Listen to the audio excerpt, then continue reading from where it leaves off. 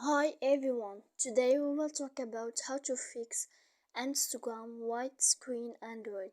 To know how to fix Instagram white screen Android, you should just go here to settings. As you see, we will click. After that, in this page you will go to apps here like this, and you will click like this, and then here in this page you will go to Instagram, as you see. After that, in this page you will go to click force stop, and when you will click force stop you will go to storage here, and then in this page, as you see like this, you will go to click here clear cache, and after that you will click clear data, and you can turn off your Wi-Fi. So please don't forget to support us by like and subscribe. See you next time in another video, and thank you for watching.